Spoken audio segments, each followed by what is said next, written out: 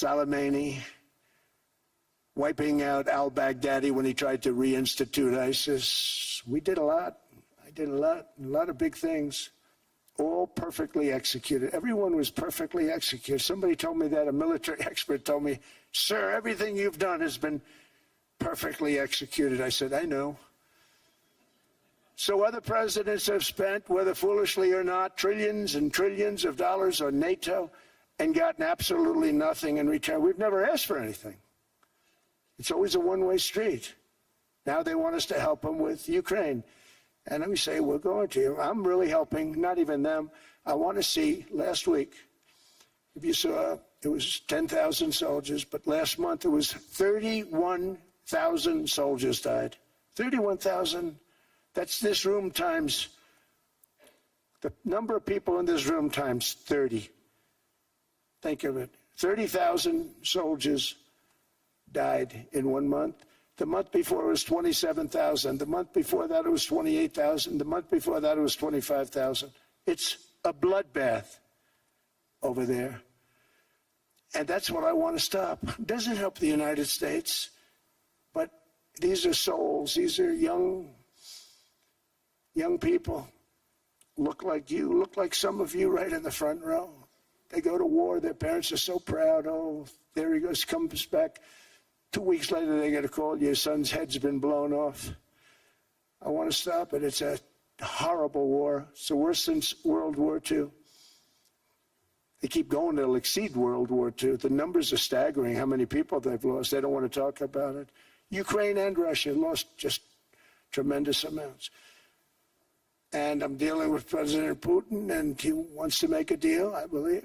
I'm dealing with President Zelensky, and I think he wants to make a deal. I'm meeting him today. He might be in the audience right now.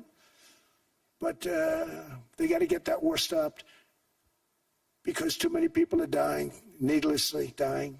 Too many souls are being lost. It's the only reason I'm interested in doing it. But in doing it, I'm helping Europe, I'm helping NATO, and I've until the last few days when I told them about Iceland, they loved me. They called me daddy, right, last time. A very smart man said, he's our daddy. He's running it. I was like running it. I went from running it to being a terrible human being. But now what I'm asking for is a piece of ice, cold and poorly located, that can play a vital role in world peace and world protection. It's a very small ask compared to what we have given them for many, many decades.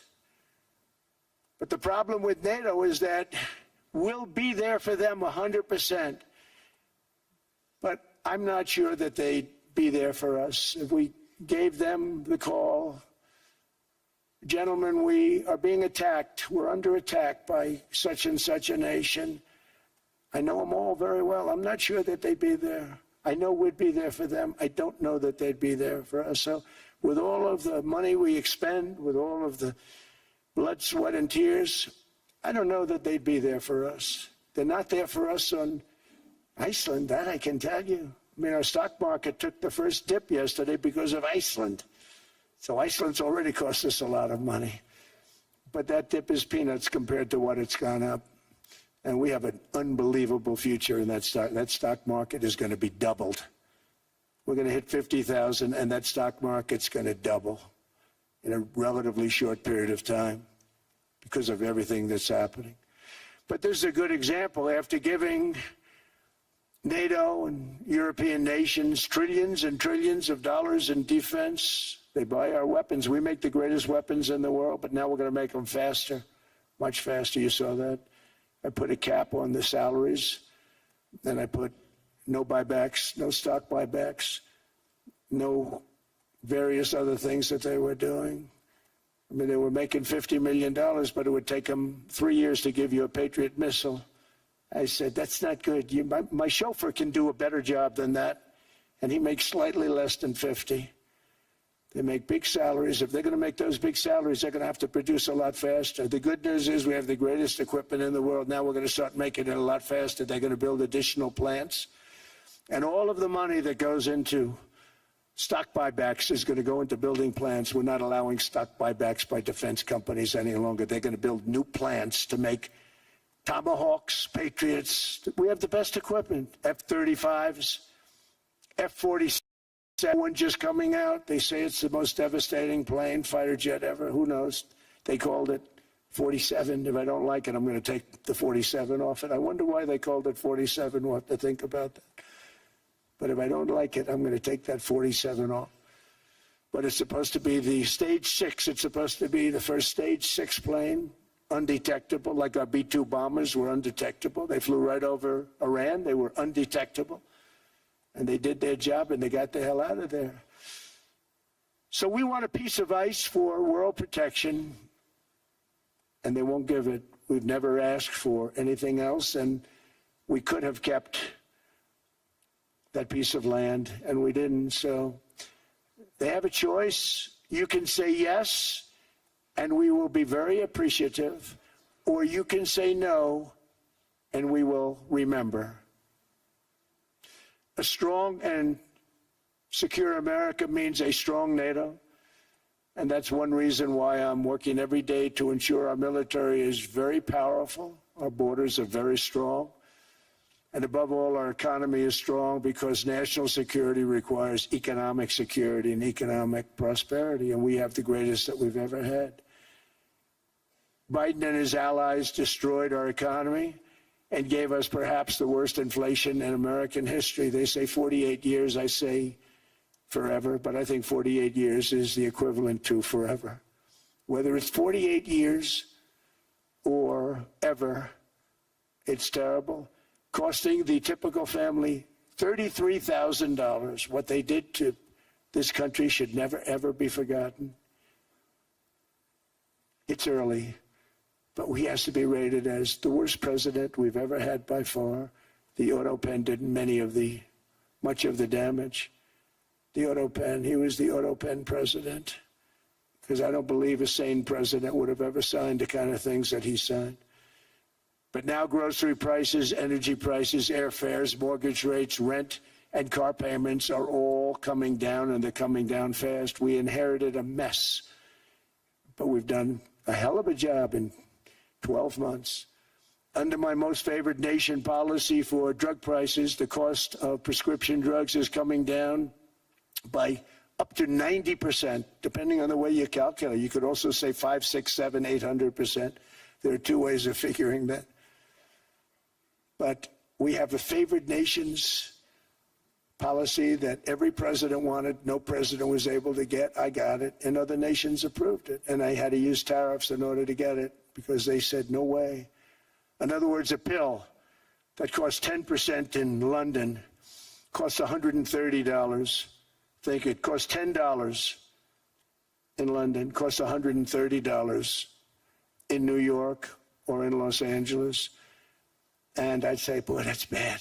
Friends of mine would say, you know, we go to London, you can buy the stuff for nothing. We go all over the world, we could buy it for nothing.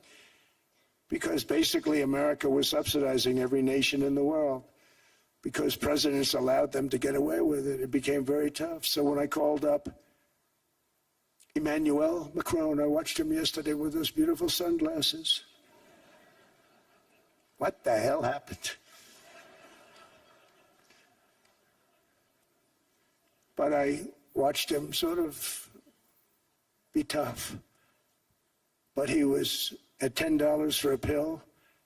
And I said, Emmanuel, and I have all the big pharmaceutical companies are in total agreement. It wasn't easy, by the way. They're tough, smart.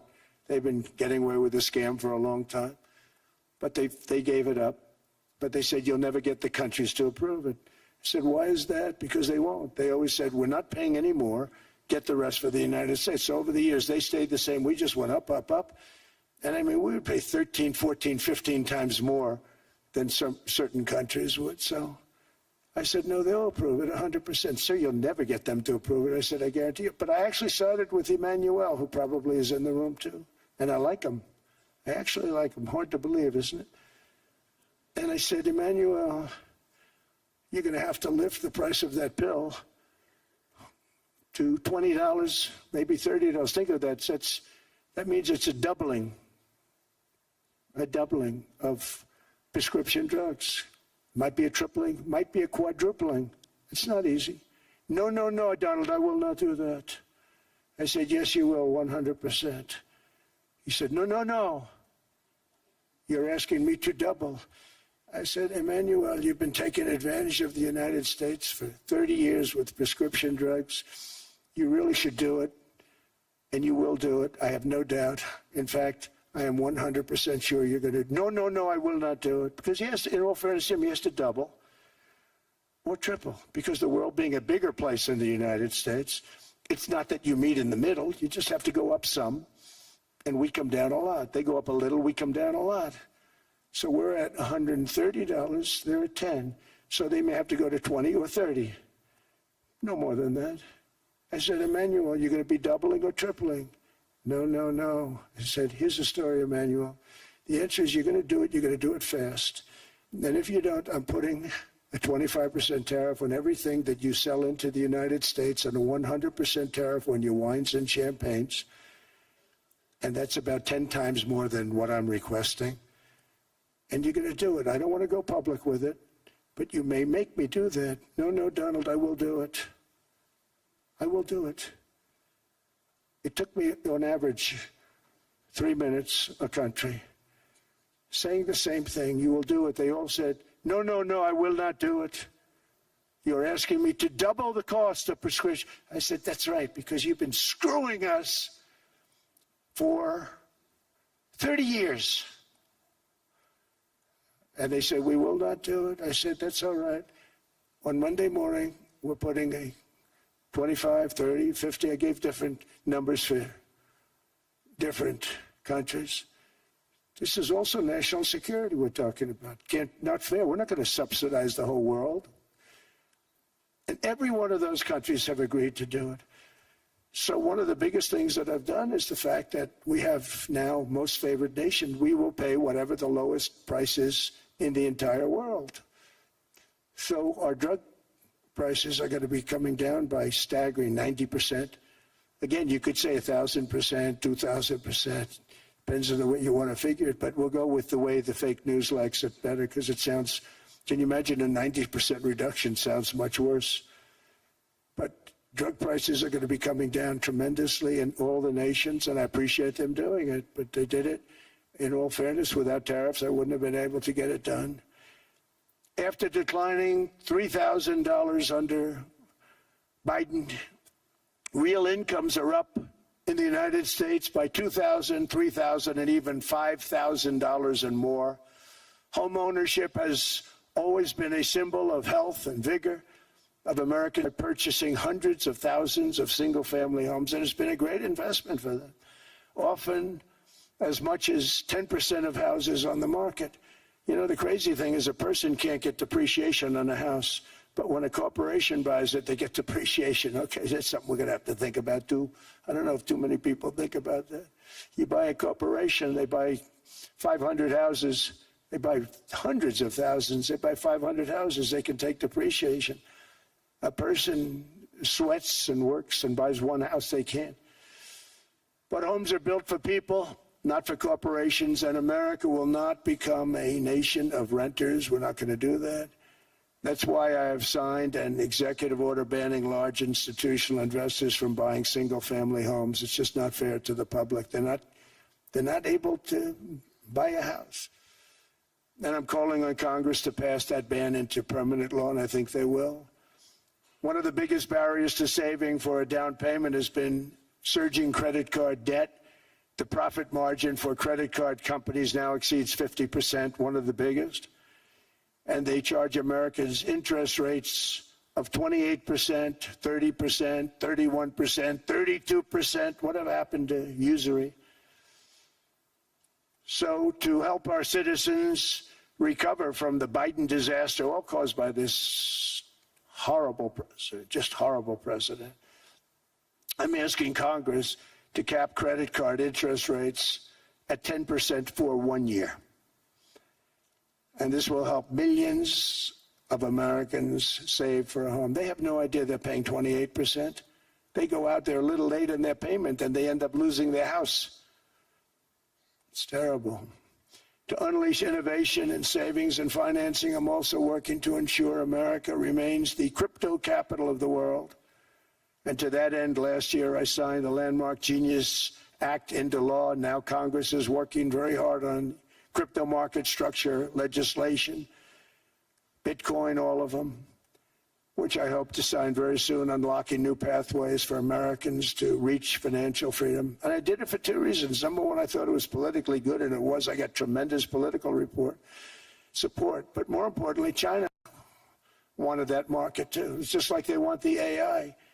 And we've got that market, I think, pretty well locked up. If I didn't do it, Biden was totally against it until before the election, when they realized that, there were millions of people voting against him over crypto. And all of a sudden, they loved it very much, but it was too late. They blew it. But it is politically popular, but it's much more importantly, we have to make it so that China doesn't get the hold of it. And once they have that hold, we're not going to be able to get it back. So I'm honored to have done it. Finally, I've instructed government-backed institutions to purchase up to $200 billion in mortgage bonds to bring down interest. And I'll be announcing a new Fed chairman in the not-too-distant future. I think he'll do a very good. We have something, got something, but somebody that's very respected. They're all respected. They're all great. Everyone that I interviewed is great. Everyone could do, I think, a fantastic job. Problem is they change once they get the job. They do. They're saying everything I want to hear, and then they get the job. They're locked in for 6 years. They get the job, and all of a sudden, let's raise rates a little bit. I call them, sir, we'd rather not talk about this. It's amazing how people change once they have the job. It's too bad. Sort of disloyalty, but they got to do what they think is right. We have a terrible chairman right now. Jerome, too late Powell. He's always too late. And he's very late with interest rates, except before the election. He was just fine for the other side. So we're going to have somebody that's great, and we hope he does the right job. Last week, the average 30-year mortgage rate dropped below 6% for the first time in many years.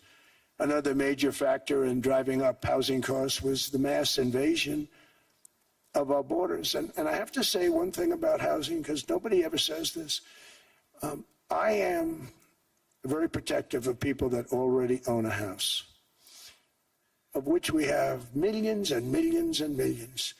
And because we have had such a good run, the house values have gone up tremendously. And these people have become wealthy. They weren't wealthy. They become wealthy because of their house. And every time you make it more and more and more affordable for somebody to buy a house cheaply, you're actually hurting the value of those houses, obviously, because the one thing works in tandem with the other. And I don't want to do anything that's going to hurt the value of people that own a house, who for the first time in their lives are walking around the streets of whatever city they're in, very proud that their house is worth $500,000, $600,000, $700,000. Now, if I want to really crush the housing market, I could do that so fast, and people could buy houses, but you would destroy a lot of people that already have houses. In some cases, they've mortgaged their house, and the mortgage would be very low, and all of a sudden the mortgage without any changes becomes very high, and they end up losing the house. I'm not going to hurt, and I speak with Scott, who's doing a fantastic job, and Howard, who's doing a fantastic job, and all of my people. And I always say, look, I can crush the hell out of the market. We can drop interest rates to a level, and that's one thing we do want to do. That's natural. That's good for everybody. The dropping of the interest rates, we should be paying a much lower interest rate than we are. We should be paying the lowest interest rate of any country in the world, because without the United States, you don't have a country. I mean, I had a case with Switzerland. We happened to be in Switzerland. Maybe I'll give you a quick story. But they were paying nothing. They make beautiful watches, great watches, Rolex, all of them. They were paying nothing to the United States when they sent their product in. And we had a $41 billion deficit. $41 billion with this beautiful place. Flew over it, isn't it nice? So I said, let's put a 30% tariff on them so that we get back some of it, not all of it at all. We still have a deficit, big deficit. We had 41 million. That's a big deficit. And I said, let's put a tariff on. Different tariffs, different places. You're all party to them. In some cases, victims to them. But in the end, it's a fair thing. And most of you realize that. But we put a 30% tariff on Switzerland, and all hell broke loose. They were calling, I mean, like you wouldn't believe. And I know so many people from Switzerland, incredible place, incredible, brilliant place. But I then realized that they're only good because of us. And there's so many other examples. I mean, us, probably other places, but a majority of the money they make is because of us, because we never charged them anything. So they come in, they sell their watches, no tariffs, no nothing. They walk away, they make $41 billion on just us. So I said, no, we can't do that. So I'm going to bring it up. I still would have a deficit pretty substantial, but I brought it up to 30%.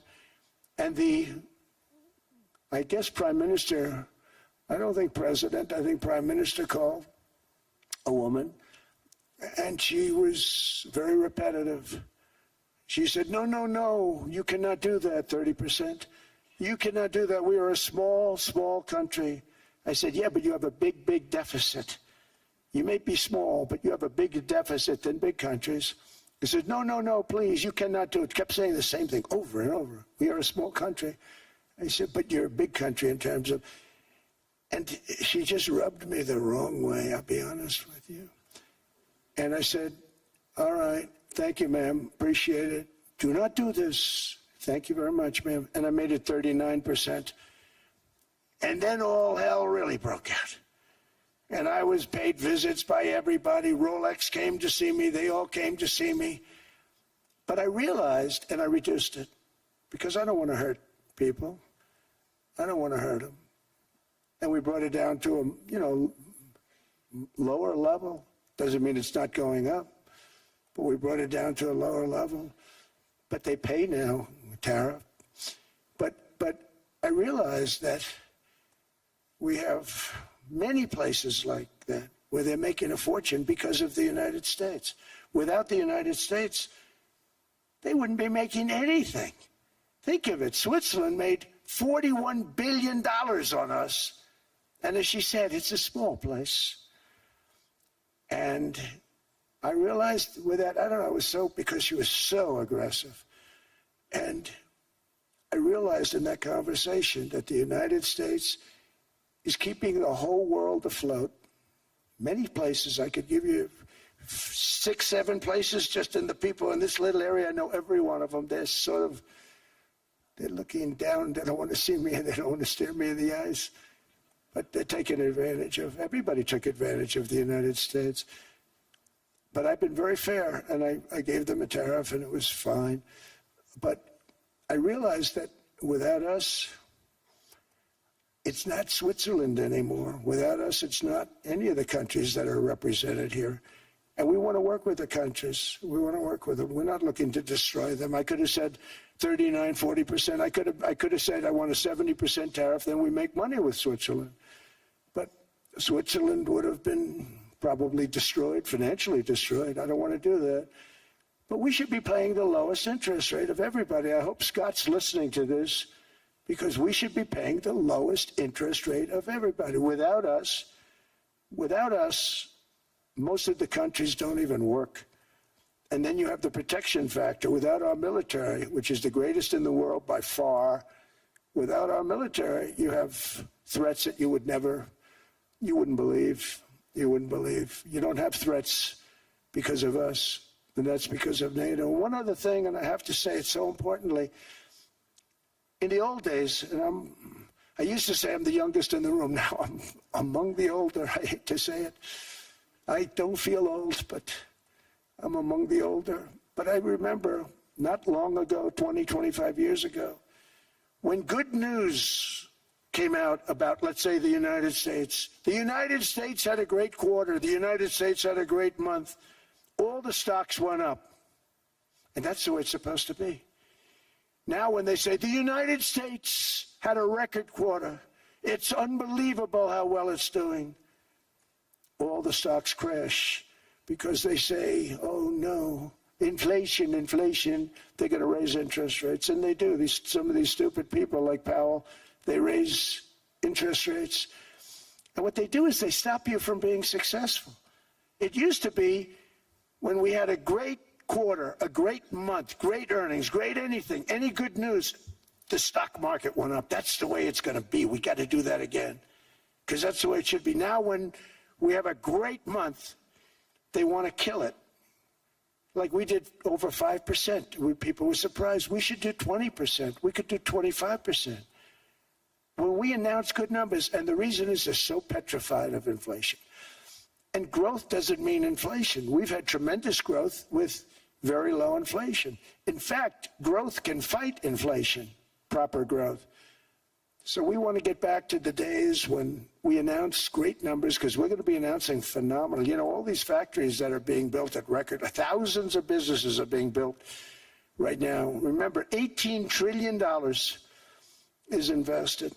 I think the second number is 3, and that was China many years ago. Investments in the country from outside. 18 trillion, nobody's ever seen. And that's money coming in and building things, factories. Thousands of businesses are being built, thousands. Hundreds of big factories, car plants are moving back to the United States. They're coming in from Canada, they're coming in from Mexico, from Japan. Japan's coming in and building plants here in order to avoid tariffs. They're coming in from China, they're coming in from all over the world. We have more plants being built now, car plants, than we've ever had built, even in the heyday from the 1940s and 50s. And they're bigger. They don't use renovations anymore where they take an old plant, they rip it down, they build a brand new plant, super modern plant. But it's happening at levels that nobody's ever seen. In 2024, the U.S. built less than 2 million new homes, but Biden admitted more than 8 million new migrants. And those days are over. In 2025, for the first time in 50 years, the United States had reverse migration. Boy, that was nice. And these were criminals that were being taken out of our country because they allowed people to come into our country from jails, from gangs, drug dealers, murderers. 11,888 murderers. We've gotten most of them out. And then ICE gets beat up by stupid people from leadership in Minnesota. We actually are helping Minnesota so much, but they don't appreciate it. Most places do. You know, Washington, D.C. is the safest place now in the United States. It was a very dangerous place to walk, and now you can walk with your wife, your kids, right through the middle of the city. Right now, Washington, D.C. is as safe as it gets. It was one of the most unsafe, I had to admit. We sent in the military, the National Guard. Within 2 months, it was great. Within 3 months, it's like a really great place and a safe place and a beautiful place. It's even been cleaned up. The graffiti's gone. The fences are gone. We don't have to worry about fences anymore. All of the places, the grasses are cut and replaced with new grass in many cases. It's all going to happen in the spring. But Washington and D.C. is beautiful again, and it's safe. New restaurants are opening up. They were all closing. Now you can't get into a restaurant. Restaurants in Washington, D.C. are all opening. Memphis also, Memphis, Tennessee, New Orleans, Louisiana. We're there for 3 weeks. We've cut the crime down by 64%. Within another month, we'll have virtually no crime there. We can do that all over. We're going to help the people in California. We want to have no crime. I know Gavin was here. I used to get along so great with Gavin when I was president. Gavin's a good guy. And we're going to, if he needed it, I would do it in a heartbeat. I'd love to see. We did help them a lot in Los Angeles, a lot with the early in my term when they had some problems. But we would love to do it. I will say this, if I were a Democrat governor or whatever, I would call up Trump. I'd say, come on in, make us look good. Because we're cutting crime down to nothing. And we're taking people out, career criminals, who are only going to do bad things, and we're bringing them back to their countries. But where we've done it, it's been amazing. And we have a capacity to do it at much greater levels. We're cutting illegal aliens off welfare and other government benefits, and I have directed that starting immediately, There will be no more payments to sanctuary cities because they are really just sanctuaries for criminals. They're really protecting criminals, and those are the ones we have to get out of the country. Murderers, drug dealers, the mentally insane. They emptied their mental institutions into the United States. And despite that, we have the lowest crime numbers that we've ever had in the history of the country. Just came out. But equally importantly, we're cracking down on more than $19 billion in fraud that was stolen by Somalian bandits. Can you believe that Somalia, they turned out to be higher IQ than we thought? I always say these are low IQ people. How did they go into Minnesota and steal all that money? And we have, you know, they're pirates, they're good pirates, right? But we shoot them out of the water just like we shoot the drug boats out. They're not pirating too many boats lately, do you notice? When they go out into those boats, they want to take over a $1.5 billion tanker loaded up with oil, and they say, we're going to blow up your boat. They have powerful weapons. You hit the side of the boat, you blow the whole thing up. The insurance companies are petrified, so they say, just give them the boat, we'll give them money instead. And I don't do that. We blow them right the hell out of the water. We see them going out, we blow them out of the water. We don't have any pirates so much anymore. If we do, they won't be there long. We've cut down with the hitting of the boats that are loaded up with drugs, including submarines. Can you believe they actually buy small, they call mini subs, very fast. They're meant for drugs. We've knocked out 2 of them. The Democrats say they were fishing. You have ruined somebody's fishing weekend. I would say a submarine is not a fishing boat. You don't fish. But we've knocked down drugs by water, the oceans, the sea, by 97.2%. Think of that. And I actually say, who the hell are the 3%? Because I would not want to be piloting one of those boats. We knocked them down, and now we're going to start on land. We're going to knock it all out. The land is the easy part. What we did on sea is incredible, and that's our great military. The situation in Minnesota reminds us that the West cannot mass import foreign cultures which have failed to ever build a successful society of their own. I mean, we're taking people from Somalia, and Somalia is a failed, it's not a nation. Got no government, got no police, got no military, got no nothing. And then we have this fake congressperson who they just reported is worth $30 million. You believe this? Ilhan Omar, talking about the Constitution that provides me. She comes from a country that's not a country, and she's telling us how to run America. Not going to get away with it much longer, let me tell you. The explosion of prosperity and conclusion and progress that built the West did not come from our tax codes. It ultimately came from our very special culture. This is the precious inheritance that America and Europe have in common. We share it. We share it, but we have to keep it strong. We have to become stronger, more successful, and more prosperous than ever. We have to defend that culture and rediscover the spirit that lifted the West from the depths of the Dark Ages to the pinnacle of human achievement.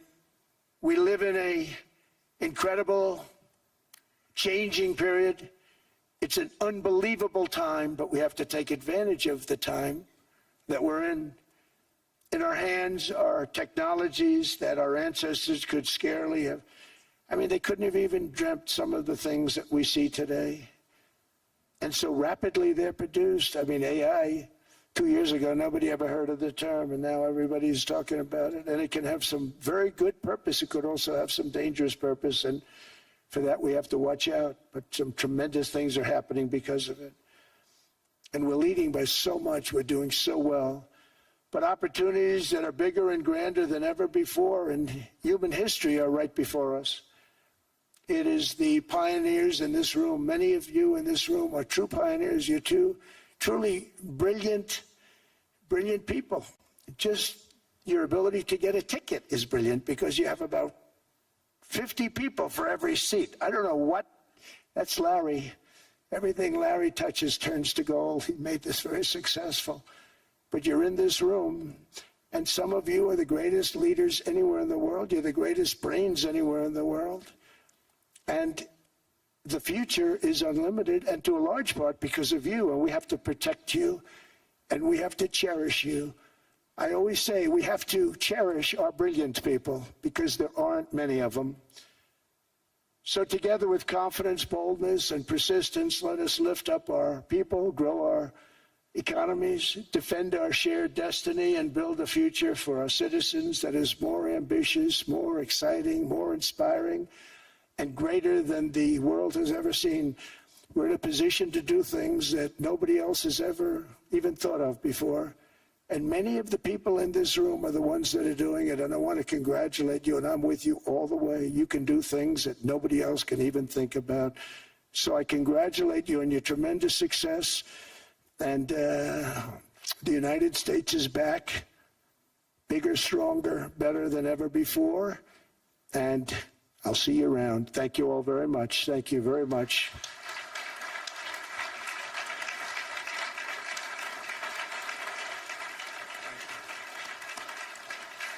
Thank you.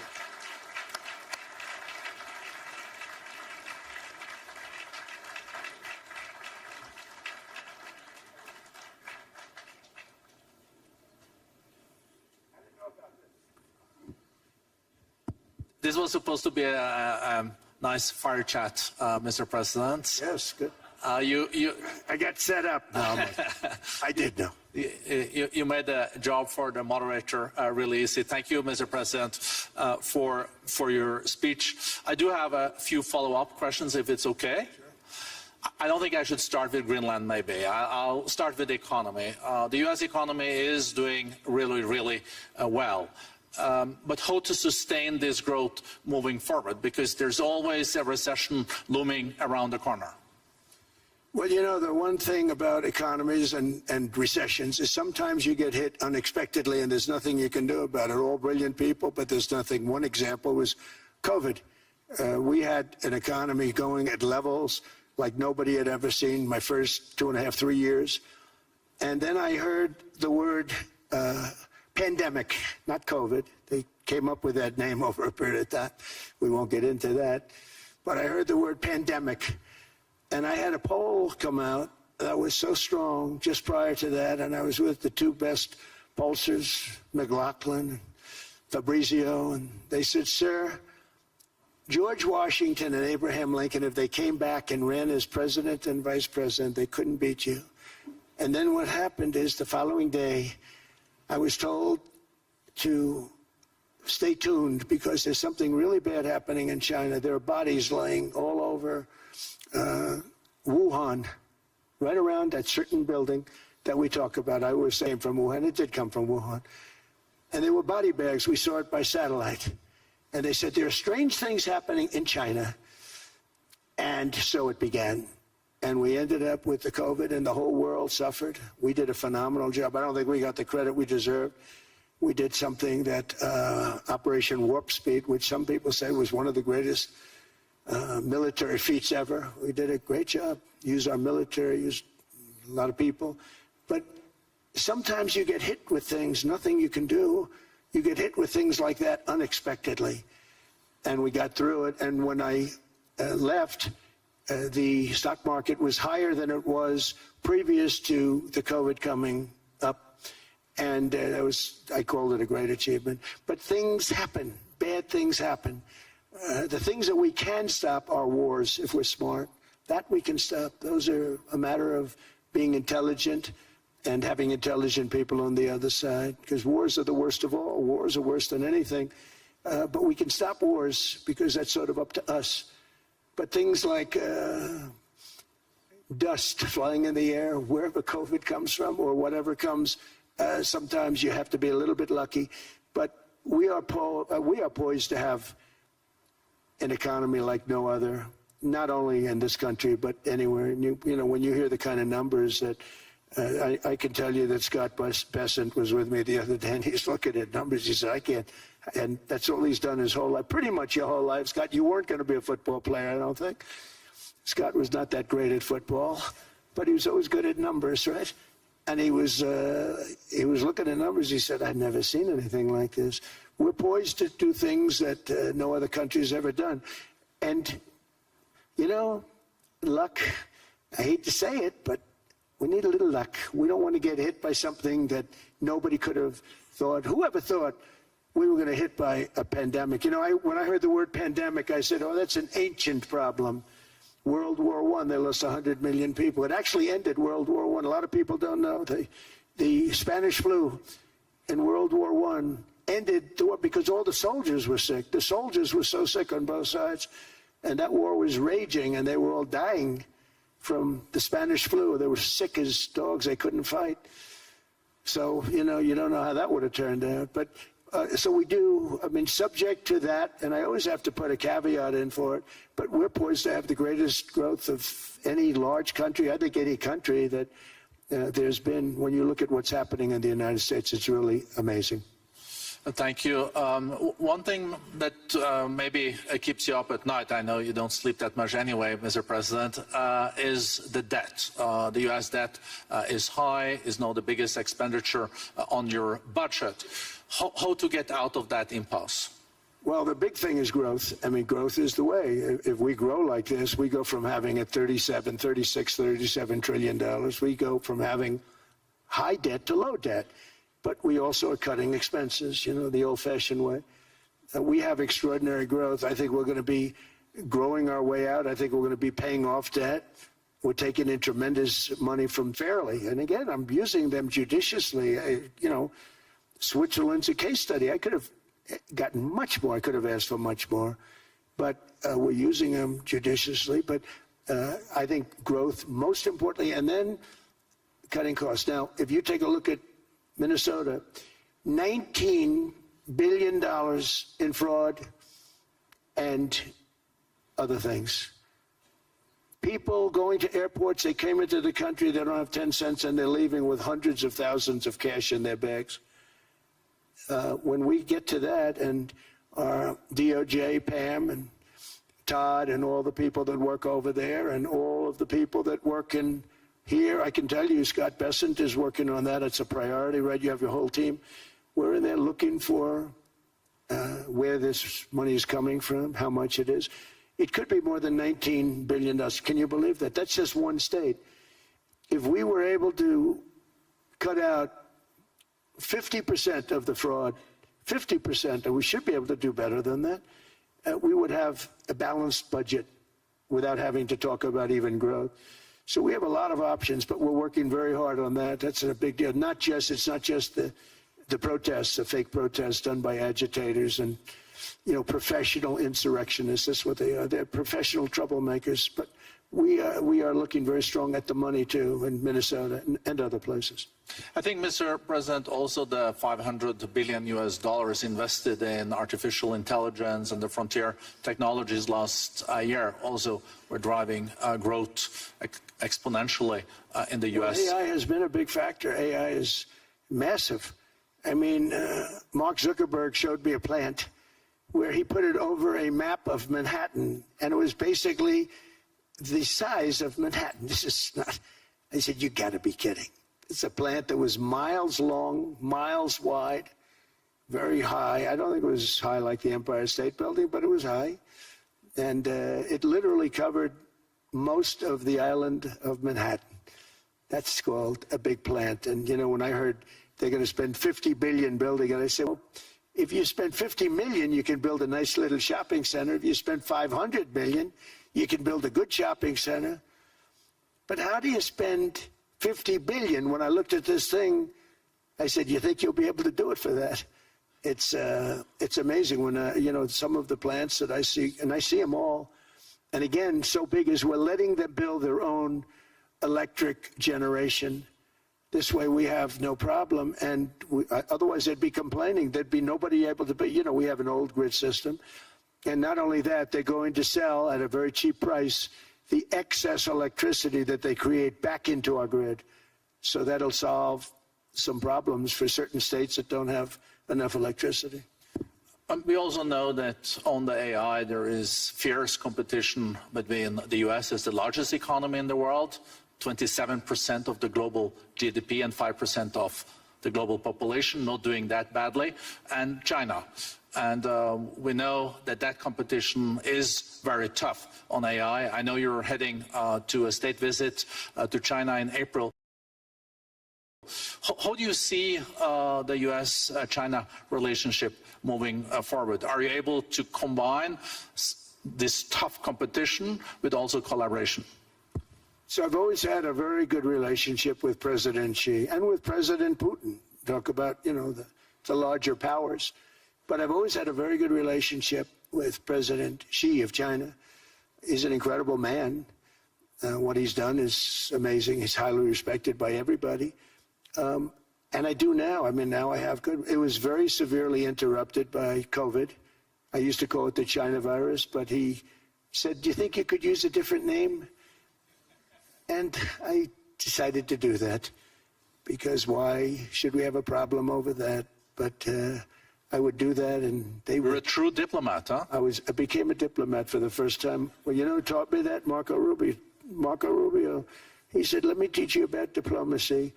Hey, any guy that gets approved by 100% of the votes, think of it, he got liberal Democrats and radical right Republicans to approve him. He's the only one. The next one was lost 45 votes, right? But he got all 100 votes voting for him. And at first I wasn't happy about it. I said, wait a minute, I don't like that. And now it turns out that the Democrats probably wish they didn't do that. And Marco has been fantastic. Marco, stand up, please. You have done a great job as Secretary of State. He's going to go down as the best Secretary of State. And Scott, and we have Susie, who's the first female. And I see Howard Lutnick, who I know spoke. And Howard's fantastic. Some of the deals we're doing are great. And I want to pay particular attention because we have Chris. And Chris, you got up and spoke, I think. He's the #1 oil man in the world, because I was going to put Doug Burgum, who's fantastic. I don't know if Doug's here. Is Doug here? Doug Burgum is fantastic. He said, "Sir, there's one man better than me." And he introduced me to Chris, and he turns out to be. So we're drilling more oil and gas now than we ever have by almost double. Is that right, Chris?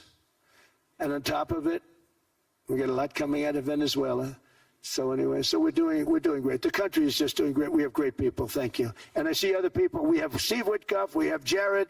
I got so many people. I'm in trouble because when I go back, they're going to be people with long faces. "Sir, you didn't introduce me." I got so many people. And we have a lot of the greatest people anywhere in the world. I know them all.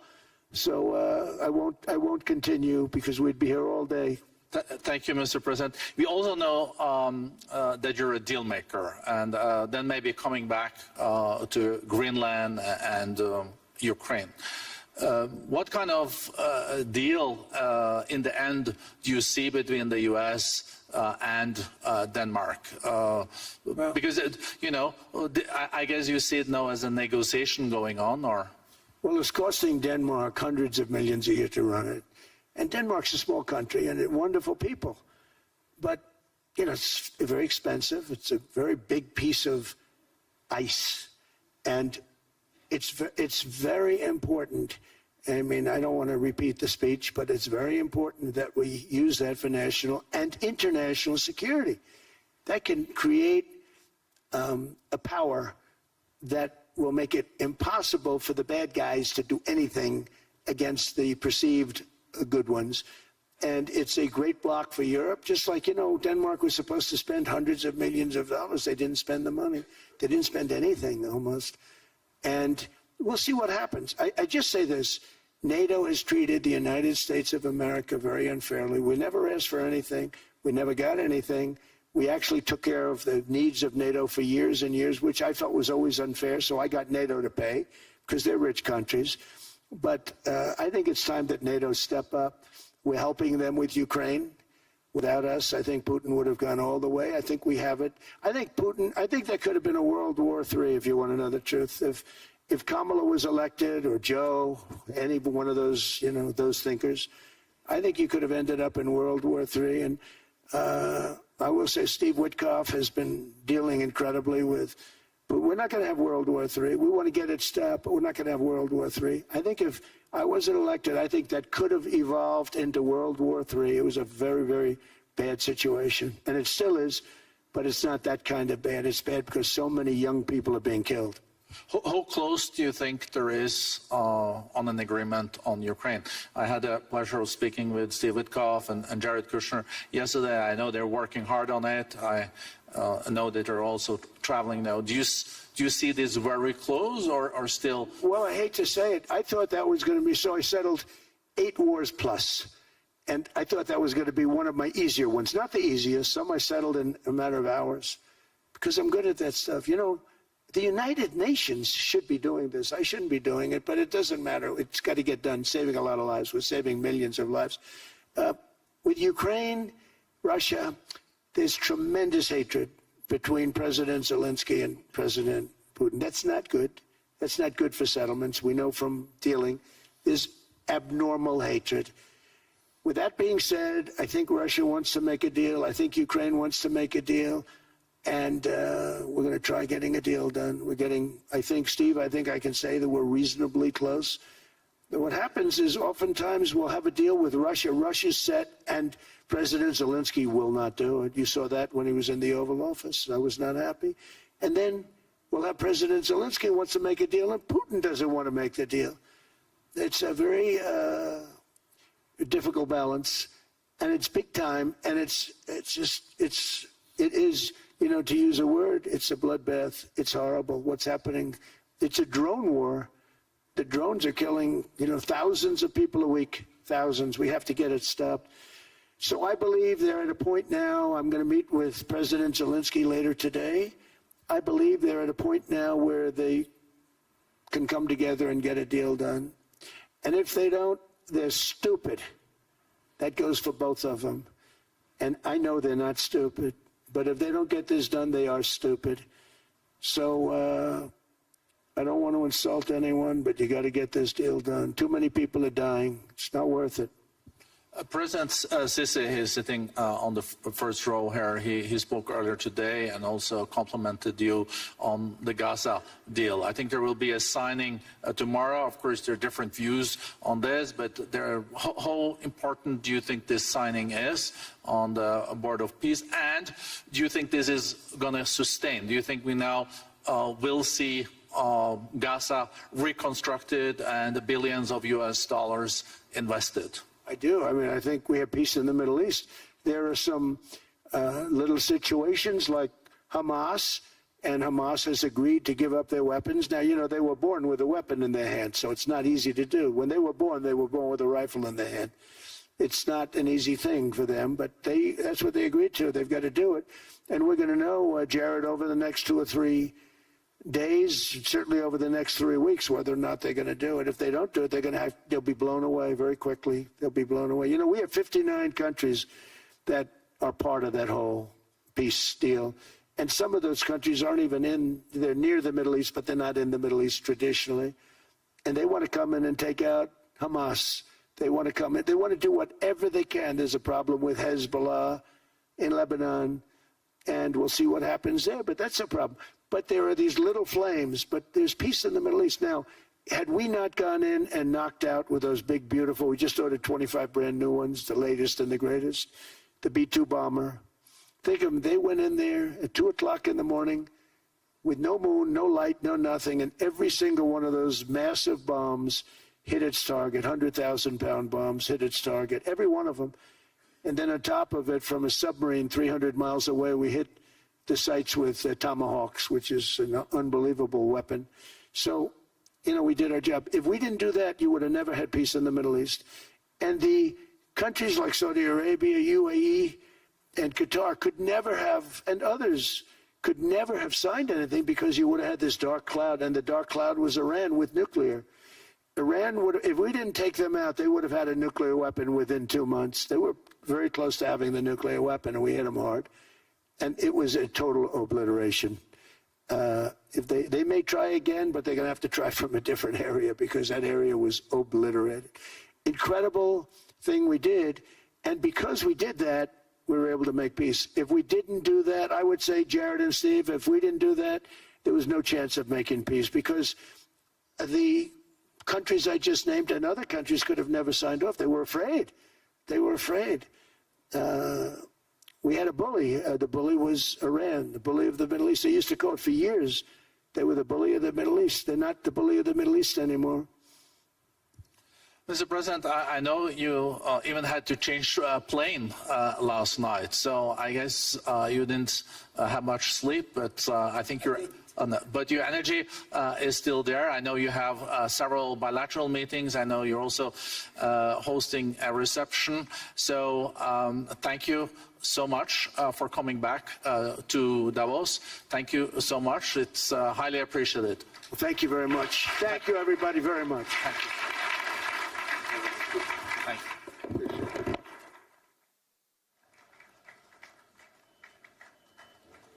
Sir, would you consider a unilateral takeover? U.S. say you won't use force, but how the other means? You say no.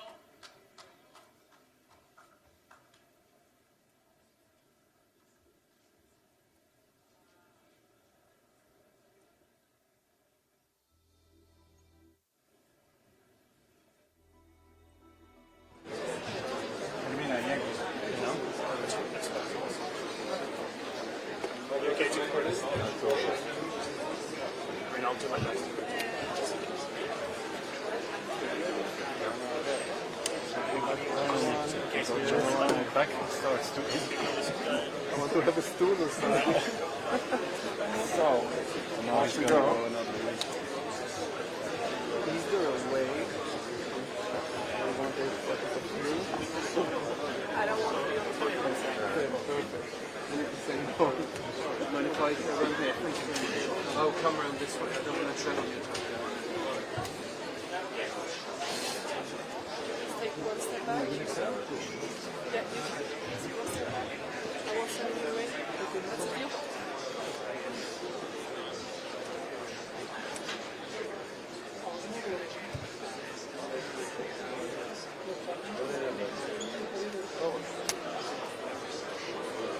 And you're sitting on top of the North Sea. They like to say, well, you know, that's depleted. It's not depleted. It's got 500 years. They haven't even found the oil. The North Sea is incredible. They don't let anybody drill. Environmentally, they don't let them drill. They make it impossible for the oil companies to go. They take 92% of the revenues. So the oil companies say, we can't do it. They came to see me. Is there anything you can do? I want Europe to do great. I want UK to do great. They're sitting on one of the greatest energy sources in the world, and they don't use it. In fact, their electricity prices have soared 139%. There are windmills all over Europe. There are windmills all over the place, and they are losers. One thing I've noticed is that the more windmills a country has, the more money that country loses, and the worse that country is doing. China makes almost all of the windmills, and yet I haven't been able to find any wind farms in China. Did you ever think of that? It's a good way of looking at it. They're smart. China's very smart. They make them, they sell them for a fortune. They sell them to the stupid people that buy them, but they don't use them themselves. They put up a couple of big wind farms, but they don't use them. They just put them up to show people what they could look like. They don't spin. They don't do anything. They use a thing called coal, mostly.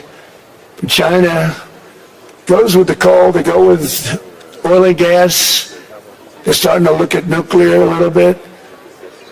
And they're doing just fine. They make a fortune selling the windmills, and I think really that's one that they wouldn't be surprised if it stopped. They are shocked that it continues to go.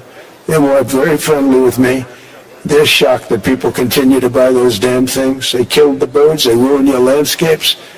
Other than that, I think they're fabulous, by the way. Stupid people buy them.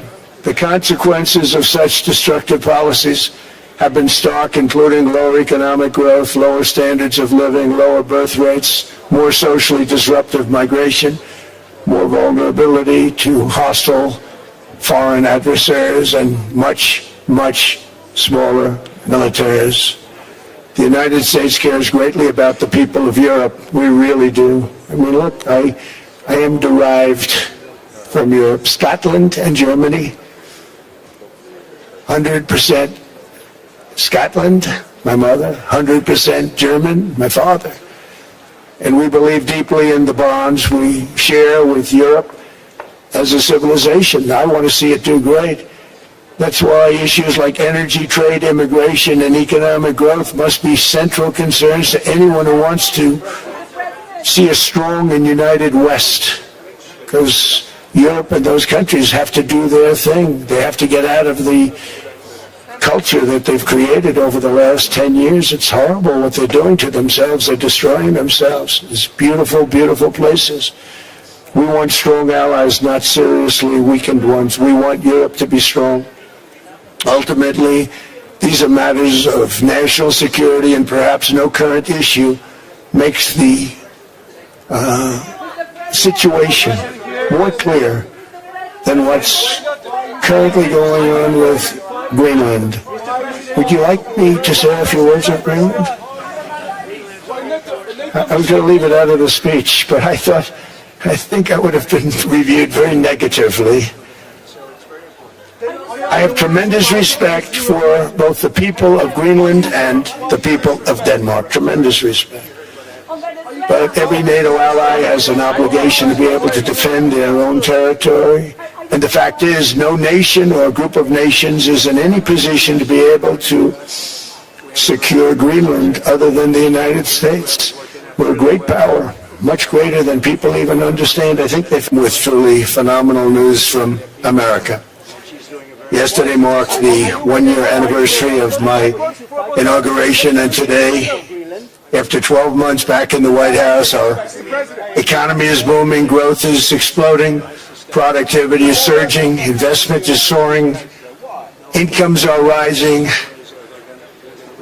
inflation has been defeated, our previously open and dangerous border is closed and virtually impenetrable.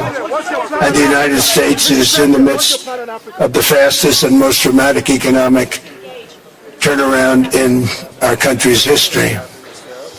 Under the Biden administration, America was plagued by the nightmare of stagflation, meaning low growth, and high inflation, a recipe for misery, failure, and decline. But now, after just 1 year of my policies, we're witnessing the exact opposite. Virtually no inflation and extraordinarily high economic growth.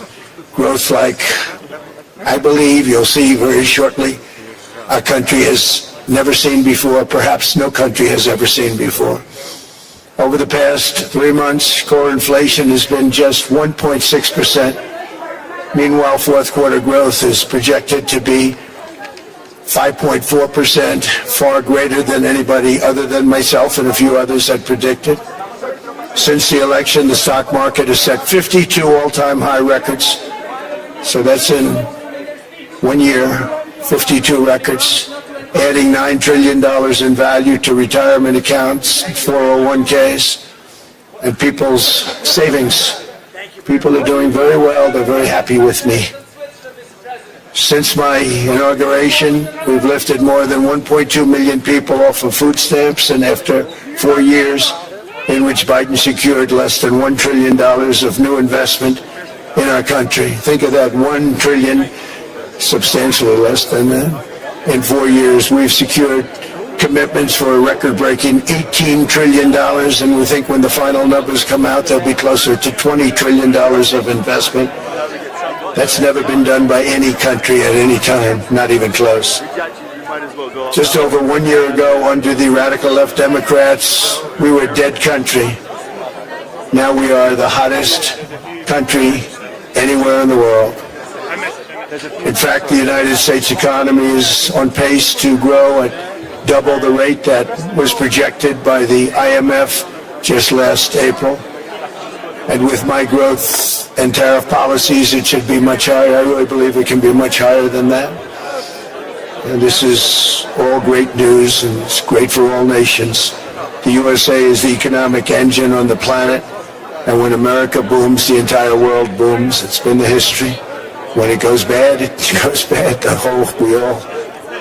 You all follow us down, and you follow us up, and we're at a point that I don't believe we've ever been. I never thought we could do it this quickly. My biggest surprise is I thought it would take more than a year, maybe like a year and 1 month.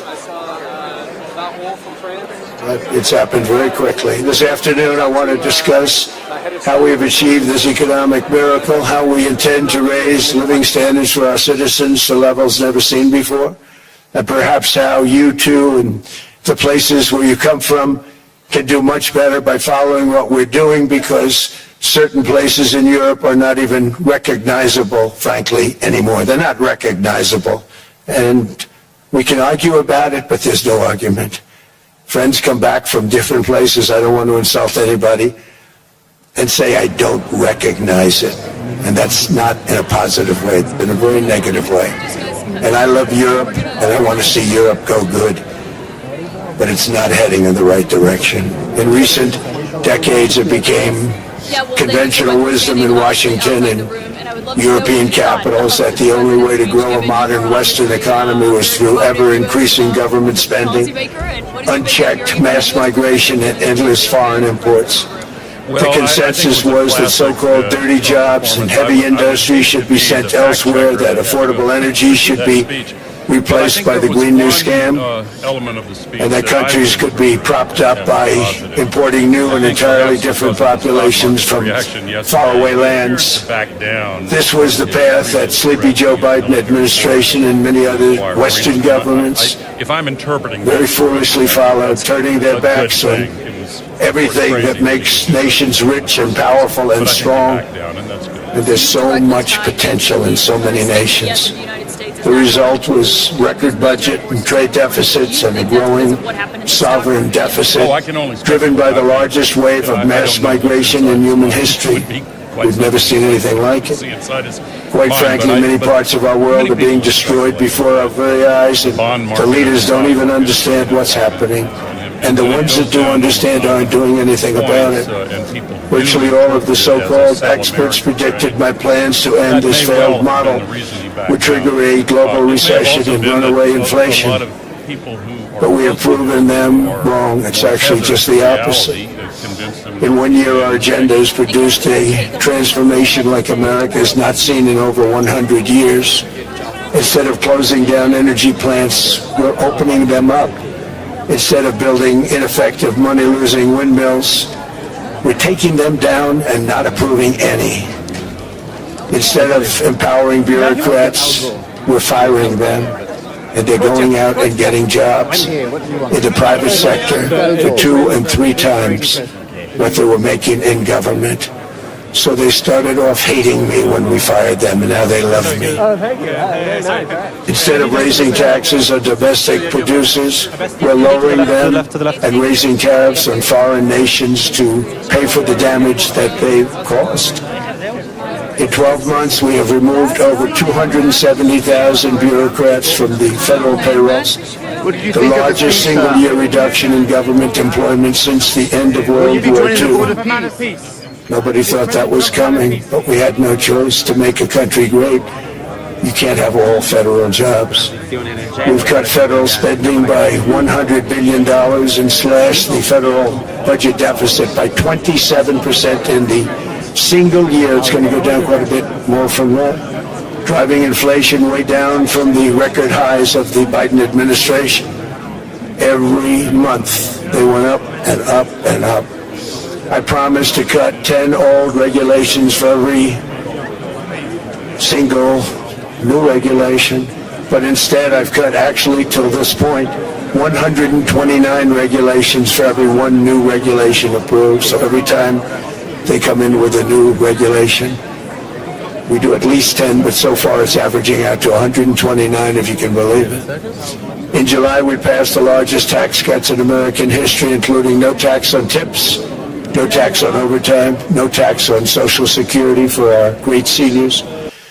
We also provided 100% expensing, that's the one they like, and bonus depreciation for all new equipment and capital investments to help companies expand and shift production to America. They are so in love with it. They build a plant, they're able to deduct it immediately, the whole thing, rather than waiting 38 to 41 years in the old days. This is a miracle taking place. Nobody thought it would ever be done by any country, but it's done by us. was what made my first term the most successful 4-year term that we've ever had from a financial standpoint. And now we've upped it. This is a 10-year program, not a 1-year program. But you're allowed to deduct everything in 1 year. It used to be 38 to 41 years. With tariffs, we've radically reduced our ballooning trade deficit, which was the largest in world history. We were losing more than $1 trillion every single year, and it was just wasted. It was going to waste. But in 1 year, I slashed our monthly trade deficit by a staggering 77%, and all of this with no inflation, something everyone said could not be done. There were a couple of brilliant people that actually thought I was doing the right thing. I thought I was doing the right thing.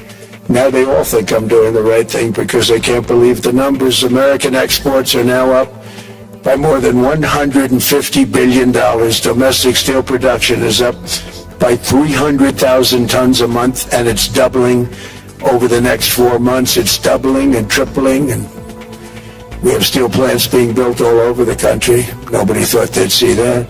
Factory construction is up by 41%, and that number is really going to skyrocket right now because that's during the process that they're putting in to get their approvals, and we've given very, very quick, fast approvals. In the process, we've made historic trade deals with partners covering 40% of all U.S. trade.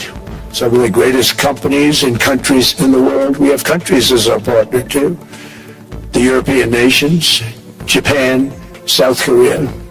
They're our partners. They've gone into massive deals with us, especially on oil and gas. And these agreements raise growth and cause stock markets to boom, not only in the U.S., but virtually every country that came to make a deal, because, as you've learned, when the United States goes up, you follow. It's really become a staple. In America, I've stopped the nation-wrecking energy policies that drive up prices while sending jobs and factories to the world's worst polluters. They are indeed polluters. Under Sleepy Joe Biden, new domestic oil and gas leases fell by 95%. Think of that. And they wonder, why was gasoline going up so fast? The gasoline actually topped $5 a gallon, and some places $7 a gallon, and more than 100 major power plants were violently shut down by incompetent people that had no idea what the hell they were doing. Under my leadership, U.S. natural gas production is at an all-time high by far. U.S. oil production is up by 730,000 barrels a day, and last week we picked up 50 million barrels from Venezuela alone.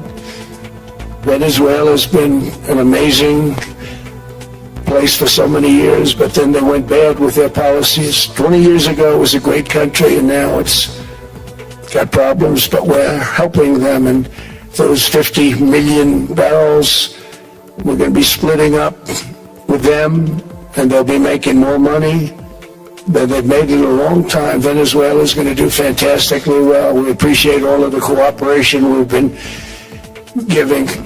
We've been giving great cooperation. Once the attack ended, and they said, let's make a deal. More people should do that. But Venezuela's going to make more money in the next 6 months than they've made in the last 20 years. Every major oil company is coming in with us. It's amazing. It's a beautiful thing to see. The leadership of the country has been very good. They've been very, very smart.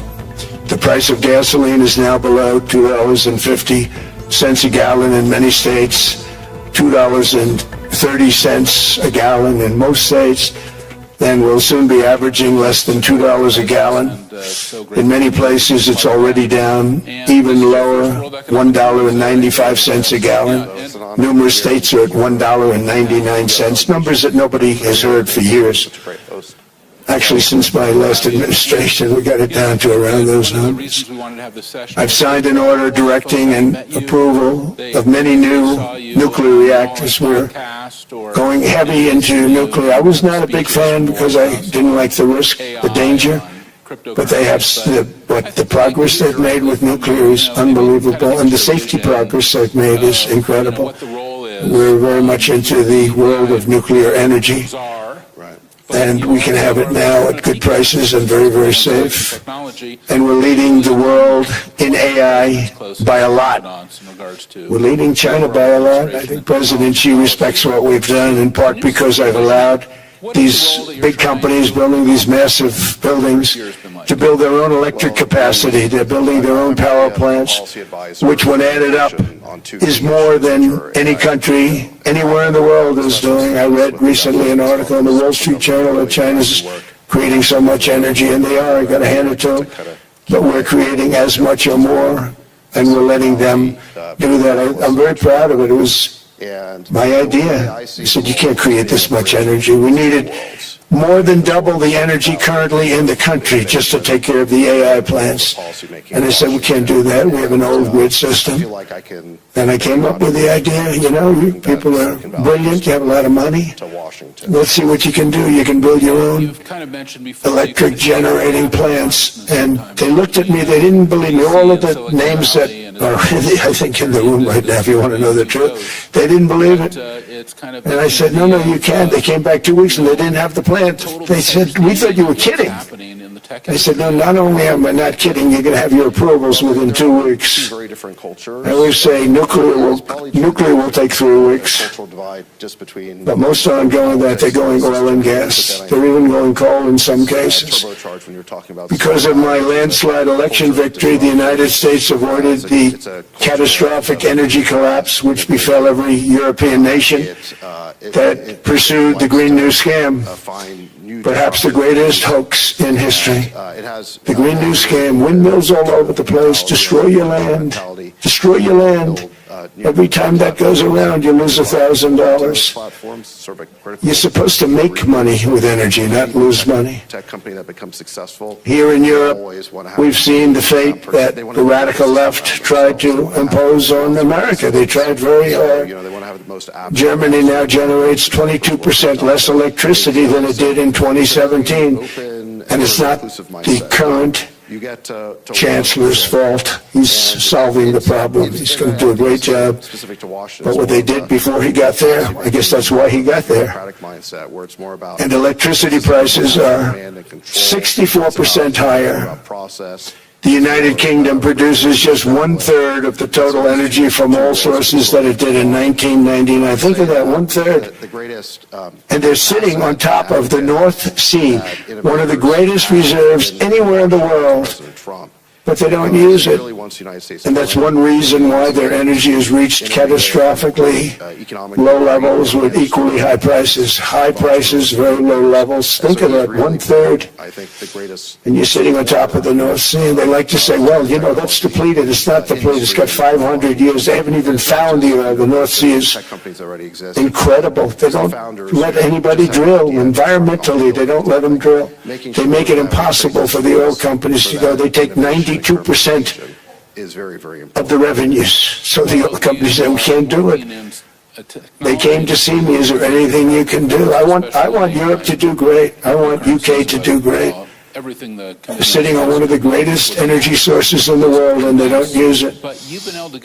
In fact, their electricity prices have soared 139%. Honestly, as President Trump, there are windmills all over Europe.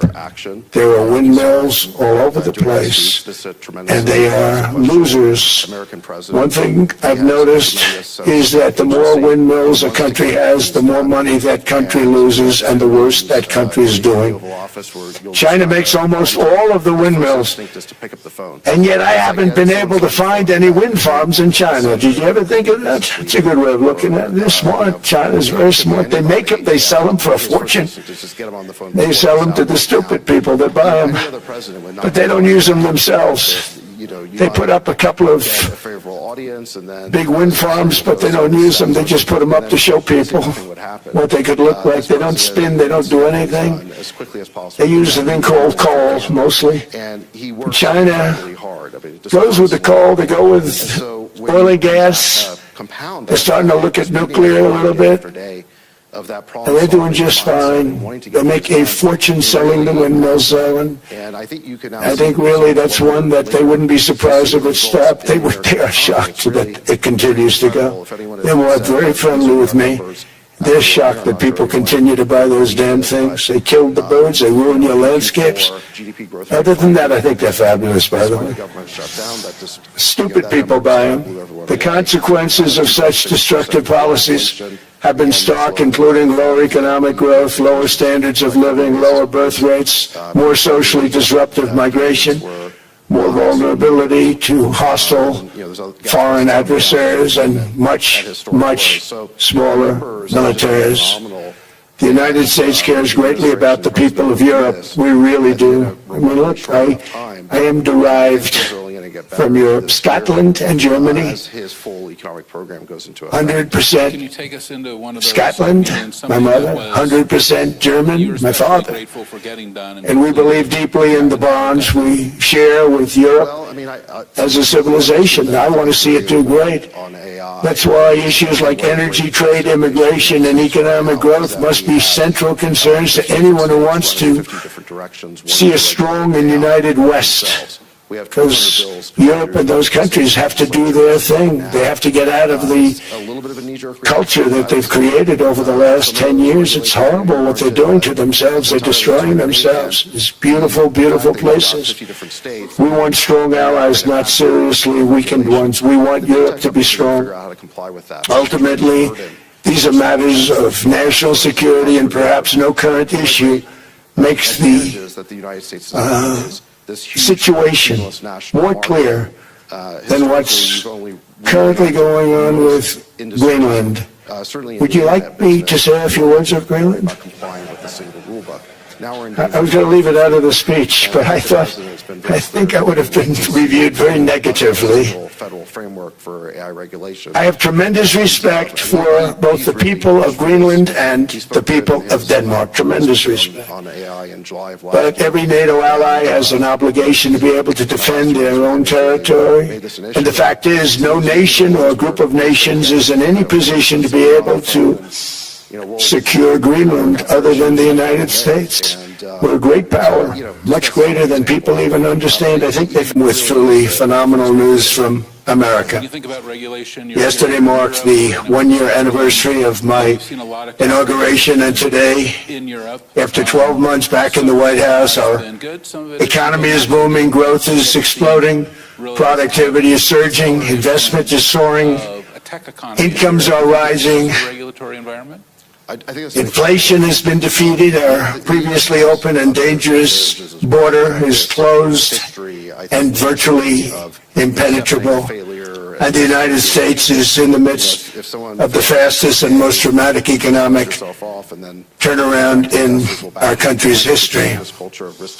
Under the Biden administration, America was plagued by the nightmare of stagflation, meaning low growth, and high inflation, a recipe for misery, failure, and decline. But now, after just 1 year of my policies, we're witnessing the exact opposite. Virtually no inflation and extraordinarily high economic growth. Growth like I believe you'll see very shortly our country has never seen before, perhaps no country has ever seen before. Over the past 3 months, core inflation has been just 1.6%. Meanwhile, fourth quarter growth is projected to be 5.4%, far greater than anybody other than myself and a few others had predicted. Since the election, the stock market has set 52 all-time high records. So that's in 1 year, 52 records, adding $9 trillion in value to retirement accounts, 401ks, and people's savings. People are doing very well. They're very happy with me. Since my inauguration, we've lifted more than 1.2 million people off of food stamps, and after 4 years in which Biden secured less than $1 trillion of new investment in our country. Think of that, $1 trillion, substantially less than that. In 4 years, we've secured commitments for a record-breaking $18 trillion, and we think when the final numbers come out, they'll be closer to $20 trillion of investment. That's never been done by any country at any time, not even close. Just over 1 year ago, under the radical left Democrats, we were a dead country. Now we are the hottest country anywhere in the world. In fact, the United States economy is on pace to grow at double the rate that was projected by the IMF just last April. And with my growth and tariff policies, it should be much higher. I really believe it can be much higher than that. And this is all great news, and it's great for all nations. The USA is the economic engine on the planet, and when America booms, the entire world booms. It's been the history. When it goes bad, it goes bad. You all follow us down, and you follow us up, and we're at a point that we've never, I don't believe we've ever been. I never thought we could do it this quickly. My biggest surprise is I thought it would take more than a year, maybe like a year and 1 month. But it's happened very quickly. This afternoon, I want to discuss how we have achieved this economic miracle, how we intend to raise living standards for our citizens to levels never seen before, and perhaps how you too and the places where you come from can do much better by following what we're doing, because certain places in Europe are not even recognizable, frankly, anymore. They're not recognizable. And we can argue about it, but there's no argument. Friends come back from different places. I don't want to insult anybody and say I don't recognize it. And that's not in a positive way, in a very negative way. And I love Europe, and I want to see Europe go good. But it's not heading in the right direction. In recent decades, it became conventional wisdom in Washington and European capitals that the only way to grow a modern Western economy was through ever-increasing government spending, unchecked mass migration, and endless foreign imports. The consensus was that so-called dirty jobs and heavy industry should be sent elsewhere, that affordable energy should be replaced by the Green New Scam, and that countries could be propped up by importing new and entirely different populations from faraway lands. This was the path that Sleepy Joe Biden administration and many other Western governments very foolishly followed, turning their backs on everything that makes nations rich and powerful and strong. And there's so much potential in so many nations. The result was record budget and trade deficits and a growing sovereign deficit, driven by the largest wave of mass migration in human history. We've never seen anything like it. Quite frankly, many parts of our world are being destroyed before our very eyes, and the leaders don't even understand what's happening. And the ones that do understand aren't doing anything about it. Virtually all of the so-called experts predicted my plans to end this failed model would trigger a global recession and runaway inflation. But we have proven them wrong. It's actually just the opposite. In 1 year, our agenda has produced a transformation like America has not seen in over 100 years. Instead of closing down energy plants, we're opening them up. Instead of building ineffective, money-losing windmills, we're taking them down and not approving any. Instead of empowering bureaucrats, we're firing them, and they're going out and getting jobs in the private sector for 2 and 3 times what they were making in government. So they started off hating me when we fired them, and now they love me. Instead of raising taxes on domestic producers, we're lowering them and raising tariffs on foreign nations to pay for the damage that they caused. In 12 months, we have removed over 270,000 bureaucrats from the federal payrolls, the largest single-year reduction in government employment since the end of World War II. Nobody thought that was coming, but we had no choice. To make a country great, you can't have all federal jobs. We've cut federal spending by $100 billion and slashed the federal budget deficit by 27% in the single year. It's going to go down quite a bit more from that, driving inflation way down from the record highs of the Biden administration. Every month they went up and up and up. I promised to cut 10 old regulations for every I think that when you have a new single, like this, new regulation, but instead I've cut actually till this point 129 regulations for every one new regulation approved. So every time they come in with a new regulation, we do at least 10, but so far it's averaging out to 129, if you can believe it. When the In July, we passed the largest tax cuts in American history, including no tax on tips, no tax on overtime, no tax on Social Security for our great seniors. We also provided 100% expensing, that's the one they like, and bonus depreciation for all new equipment and capital investments to help companies expand and shift production to America. They are so in love with it. They build a plant, they're able to deduct it immediately, the whole thing, rather than waiting 38 to 41 years in the old days. This is a miracle taking place. Nobody thought it would ever be done by any country, but it's done by us. It was what made my first term the most successful four-year term that we've ever had from a financial standpoint. And now we've upped it. This is a 10-year program, not a one-year program. But you're allowed to deduct everything in 1 year. It used to be 38 to 41 years. With tariffs, we've radically reduced our ballooning trade deficit, which was the largest in world history. We were losing more than $1 trillion every single year, and it was just wasted. It was going to waste. But in 1 year, I slashed our monthly trade deficit by a staggering 77%, and all of this with no inflation. Something everyone said could not be done. There were a couple of brilliant people that actually thought I was doing the right thing. I thought I was doing the right thing. Now they all think I'm doing the right thing because they can't believe the numbers. American exports are now up by more than $150 billion. Domestic steel production is up by 300,000 tons a month, and it's doubling over the next 4 months. It's doubling and tripling, and we have steel plants being built all over the country. Nobody thought they'd see that. Factory construction is up by 41%, and that number is really going to skyrocket right now because that's during the process that they're putting in to get their approvals, and we've given very, very quick, fast approvals. In the process, we've made historic trade deals with partners covering 40% of all U.S. trade. Some of the greatest companies and countries in the world. We have countries as our partner, too. The European nations, Japan, South Korea. They're our partners. They've got into massive deals with us, especially on oil and gas.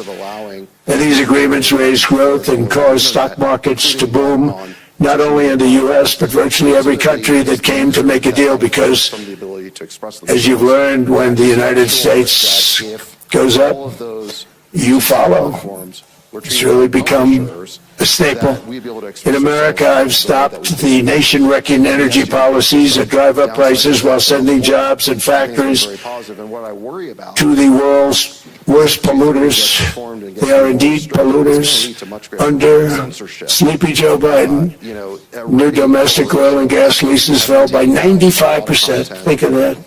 And they wonder, why was gasoline going up so fast? The gasoline actually topped $5 a gallon, and some places $7 a gallon, and more than 100 major power plants were violently shut down by incompetent people that had no idea what the hell they were doing. Under my leadership, U.S. natural gas production is at an all-time high by far.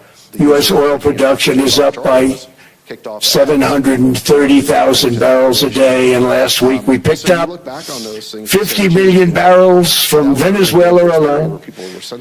Venezuela's been an amazing place for so many years, but then they went bad with their policies. 20 years ago it was a great country, and now it's got problems, but we're helping them, and those 50 million barrels, we're going to be splitting up with them, and they'll be making more money than they've made in a long time. Venezuela is going to do fantastically well. We appreciate all of the cooperation.